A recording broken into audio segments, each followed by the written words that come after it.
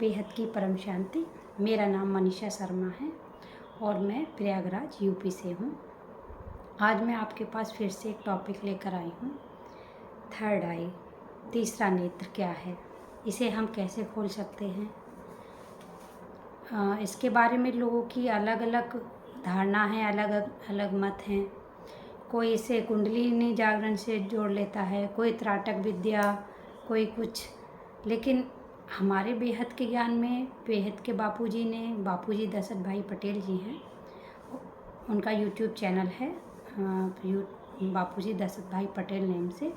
तो उन्होंने बताया है कि उन्होंने इस थर्ड आई के बारे में, तीसरे नेत्र के बारे में, हम इसे कैसे जागृत कर सकते हैं सरल तरीके से, कैसे हम उस परमात्मा को पा सकते हैं, कैसे हम उससे जुड़ें। तो आइए हम बात करते हैं। तो उसके लिए हमें क्या करना है। थर्ड आई के लिए हमें इसके लिए बहुत बड़ी चीज़ें, त्राटक विद्या या कुछ और ऐसे पूरे चक्रों पे ध्यान लगाना, ये सब करने की ज़रूरत नहीं पड़ेगी। उसके लिए हमें क्या चाहिए, हमें उसके लिए पहले तो ज्ञान चाहिए, क्योंकि हम कुछ भी चीज़ बिना ज्ञान के नहीं पा सकते।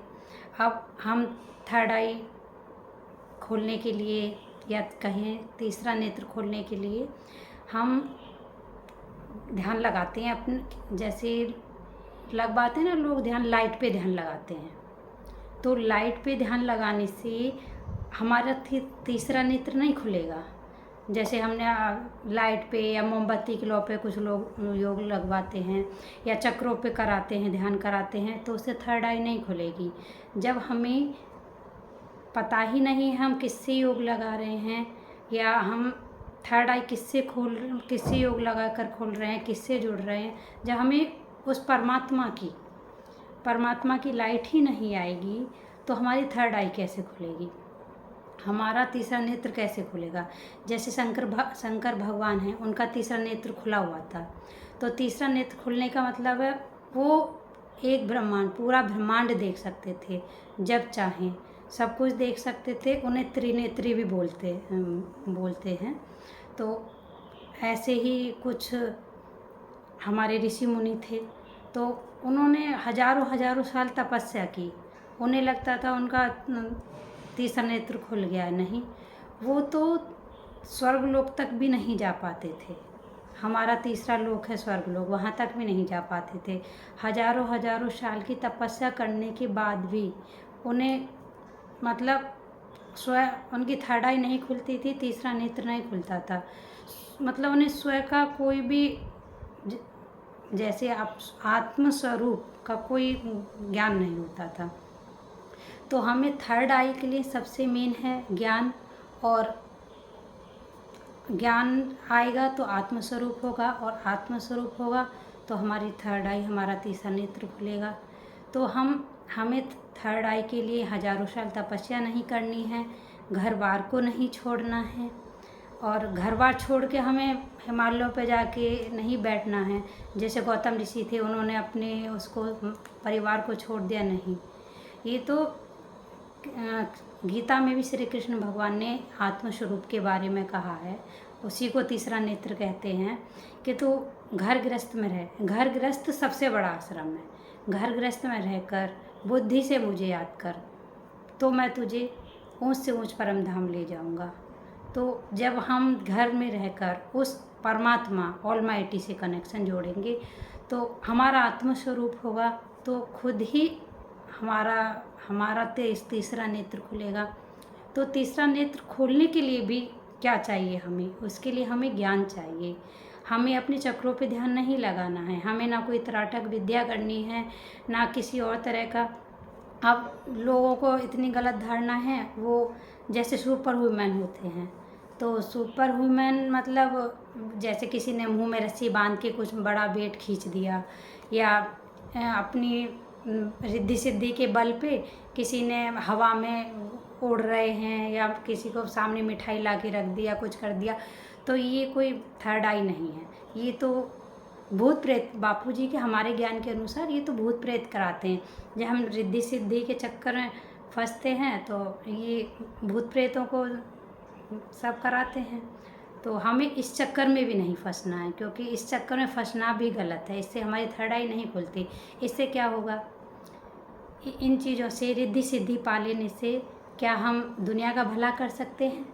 नहीं। क्या हम किसी की, अगर कोई अंधा खड़ा है, क्या हम उसकी आंखें ला सकते हैं? या हम आतंकवाद को, किसी चीज़ को ख़त्म कर सकते हैं? नहीं। वो थोड़ी बहुत ऐसी विद्याएं आ जाती हैं तो उसको हम लोग थर्ड आई समझ लेते हैं, बहुत बड़ा चमत्कार समझ लेते हैं। तो ये कोई थर्ड आई भी नहीं है। उसके लिए हमें क्या करना होगा? थर्ड आई के लिए एक बहुत ही सरल आसान तरीका है, जिसमें कृष्ण भगवान गीता में स्पष्ट तरीके से भी और हमारे बेहद के ज्ञान में बापूजी ने भी बताया है कि तू आत्मस्वरूप बन, मुझ परमात्मा को याद कर। तो कौन से परमात्मा को याद करना है? तो हमें एक ब्रह्मांड, भाई हम एक ब्रह्मांड को याद करें, महाब्रह्मांड के परमात्मा को याद करें, या फिर महाशिव, परम महाशिव के ब्रह्मांड, मतलब परम महाब्रह्मांड, यूनिवर्स, मल्टीवर्स के परमात्मा को याद करें। हम किसको याद करें? तो वो भी हमें बेहद के ज्ञान से ही पता चलेगा। और इसके लिए भी हमें एक चीज़ की ज़रूरत होती है कि आत्मा की क्वालिटी, जैसी आत्मा की क्वालिटी होगी, आत्मा तत्व से बनी है, परम लाइट परम प्रकाश से बनी है, किस चीज़ से बनी है, तो उसी के अकॉर्डिंग वो इतने ज्ञान तक पहुँचेगी, ज्ञान धारण करेगी। और जब ज्ञान धारण करेगी तो वो स्वयं ही ज्ञान से परमात्मा से योग लगाएगी। किस परमात्मा से? जहाँ तक उसका लेवल होगा, जहाँ तक उसको ज्ञान द्वारा हम बेहद का ज्ञान लेंगे तो उसको वो नॉलेज हो जाएगी, ज्ञान हो जाएगा कि हम किससे योग लगाएं। मेन तो हमें ऑलमाइटी से योग लगाना है। और ऑलमाइटी कौन है? हमें उसकी पहचान तो ज्ञान से ही होगी। जब हम ज्ञान सुनेंगे और हम स्वयं ऑलमाइटी, एक ब्रह्मांड नहीं, महाब्रह्मांड नहीं, मल्टीवर्स यूनिवर्स नहीं, एक पीढ़ी दो पीढ़ी भी नहीं, उससे भी ऊपर बेहद की कला के ब्रह्मांड के मालिक से, स्वयं सर्वशक्तिमान से, गीता के भगवान से। और गीता का भगवान कौन? कृष्ण भगवान में भी आके जिसने गीता सुनाई, स्वयं ऑलमाइटी सर्वशक्तिमान से योग लगाएंगे तो हमें बेहद की पावर आएगी। और जब बेहद की पावर आएगी, परम प्रकाश परम लाइट आएगा, तो हमारी आत्मस्वरूप की जागृति होगी। जब हमारी आत्मस्वरूप की जागृति होगी तो वही हमारा तीसरा नेत्र है। तीसरे नेत्र में पावर आएगी और तीसरा नेत्र हमारा खुल जाएगा। जब तीसरे नेत्र में पावर आना शुरू होगी तो हमारा तीसरा नेत्र यहाँ होता है। ऋषि मुनियों ने बहुत, और भी लोगों ने इसको अपने अपने धारणाओं के अनुसार, किसी ने हृदय में इसको बता दिया, किसी ने कहीं बता दिया, लेकिन आत्मा हमारे यहाँ मस्तक में होती है, भ्रुकुटी के बीचों बीच, माइंड के सेंटर पॉइंट में। जब आत्मा हमारे यहाँ परम प्रकाश आएगा तो उससे ऊपर हमारे शस्त्रागार होता है। एक बात और बता दूं कि आत्मा के अंदर ही मन बुद्धि संस्कार होते हैं, ना कि आत्मा हृदय में होती है। तो आत्मा हमारी यहाँ होती है माइंड के सेंटर पॉइंट में, और उसके अंदर मन बुद्धि संस्कार होते हैं, और उसके ऊपर हमारा शस्त्रागार होता है। जब उसमें पावर आएगी आत्मा में तो हमारा शस्त्रागार फट जाएगा, मतलब खुल जाएगा। हमारी आत्मा की जब कट उतरेंगी तो तब हमें एकदम आत्मस्वरूप, हमारा तीसरा नेत्र खुल जाएगा। तो वो किससे खुलेगा? वो रियल ज्ञान से, बेहद के ज्ञान से, सच्चाई, मतलब कौन सा ज्ञान हम ले रहे हैं, हम किससे योग लगा रहे हैं, हम कैसे तीसरा नेत्र खोल रहे हैं। तो हम इन व्यर्थ के चक्रों में ना पड़ के डायरेक्ट ऑलमाइटी से कनेक्शन जोड़ें तो हमारा खुद ही खुद तीसरा नेत्र खुलने लगेगा। आत्मस्वरूप की स्थिति, आत्मस्वरूप की स्थिति, तीसरे नेत्र खुलने की एक पहचान और है। इसकी पहचान है कि हमें, जब हम कहाँ की आत्मा हैं, कहाँ से आई हैं, हमें कहाँ जाना है, उस तक का पूरा हमें ज्ञान, मतलब हमें सामने दिखाई देने लगेगा। हम अगर एक ब्रह्मांड की आत्मा है तो हमें पूरा ब्रह्मांड देखने लगेगा, जैसे शंकर भगवान देखते थे। और हम अगर गैलेक्सी से आए हैं तो हमें पूरा गैलेक्सी देखना शुरू हो जाएगा। और हम अगर यूनिवर्स मल्टीवर्स से आए हैं तो वहाँ तक का ज्ञान हमें हो जाएगा, तो हम पूरा वो। और अगर हम बेहद की कला के परम धाम से आए हैं तो हमें वहाँ का ज्ञान, जैसे बेहद की आत्माएं बापूजी कहते हैं ना, बेहद की आत्माएं हम, तो बेहद की कला के परम धाम से आए हैं तो हमको वहाँ का दिखना शुरू हो जाएगा। तो ये सीधा सिंपल उदाहरण है, अगर हमारा तीसरा नेत्र खुलता है तो उससे हम जहाँ की आत्मा है, हमारा जहाँ से हमारी क्रिएशन हुई है, हमें वो चीज़ें दिखनी शुरू हो जाएंगी। तो हम इसका मतलब इससे ये बहुत ज़रूरी है कि इसके लिए तीसरा नेत्र खोलने के लिए, थर्ड आई के लिए, सबसे पहले ये बहुत एकदम ऐसा नहीं कि आज किया और आज ही हो गया, इसके लिए हमें टाइम चाहिए, टाइम लगता है। भाई ऋषि मुनि तो हजारों साल तपस्या करते थे, कुंडलिनी पे ध्यान लगाते थे, अब भी त्राटक विद्या करते हैं, ये सब करते हैं, तो कुछ भी नहीं होता, उससे कुछ भी नहीं होता। तो हमें आत्मस्वरूप के लिए थोड़ा धैर्य रखना पड़ेगा, हमें अपनी आत्मा पे स्वयं ध्यान लगाना पड़ेगा, सारे दिन हंसते खेलते खाते, मतलब हमें कर्मयोगी की अवस्था लानी होगी कि हमें हर पल हम कुछ भी काम कर रहे हैं, हम खाना भी बना रहे हैं, हम जॉब भी कर रहे हैं, कुछ भी कर रहे हैं, हम अपने आप को याद रखें, यहाँ आत्मा देखें और बेहद के ज्ञान से ऑलमाइटी को जानकर उससे कनेक्शन जोड़ें, और जब वो पावर आएगी तो कमाल हो जाएगा। हम जो हैं, जैसे हैं, हम क्यों आए हैं, कैसे आए हैं, हमें सब समझ में आ जाएगा। तो ये तीसरा नेत्र खुलना है, ये थर्ड आई है, ना कि मतलब कुंडलिनी और रिद्धि सिद्धियों के चक्कर में हमें नहीं पड़ना चाहिए, क्योंकि ये कर्म बंधन ही बढ़ाते हैं, इनसे हमारा कुछ भी भला नहीं होने वाला। ये सिर्फ यहीं तक का है, ये सिर्फ मृत्यु लोक तक ही काम आना है, इससे ऊपर इसका कुछ काम नहीं है, क्योंकि ये 5 तत्व की ही बातें हैं, यही रह जानी है। तो आत्मस्वरूप का मतलब है कि हमें सब कुछ क्लियरिटी हो जाना कि हम कौन हैं, और उसके लिए स्वयं को जानेंगे, हर पल स्वयं को आत्मा देखेंगे तो हमारे सामने स्वयं सब कुछ क्लियर दिखाई देगा। तो उसको थर्ड आई बोलते हैं।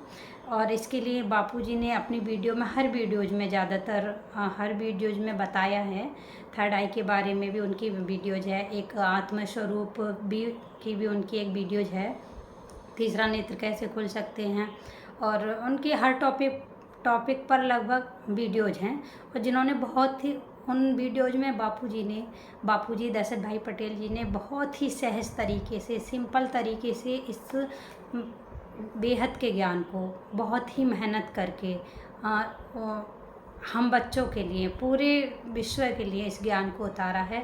तो और हर टॉपिक पर बहुत सहज तरीके से सबको उस ज्ञान के द्वारा बताने की कोशिश की है कि हम अपनी आत्मा का कल्याण कैसे कर सकते हैं, हम अपनी आत्मा का कल्याण कैसे कर सकते हैं, एकदम सहज और सिंपल तरीके से। तो आप किसी भी ऐसी चक्कर में ना फंसें, किसी रिद्धि सिद्धियों के चक्कर में ना फंसें, तंत्र मंत्र के चक्कर में ना फंसें। तीसरा नेत्र के खुलने के बारे में आजकल लोगों में बहुत गलत धारणा है, उनके चक्कर में ना फंसें, क्योंकि ये किसी काम की नहीं है, उल्टा हमारा अकल्याण ही होगा इनसे।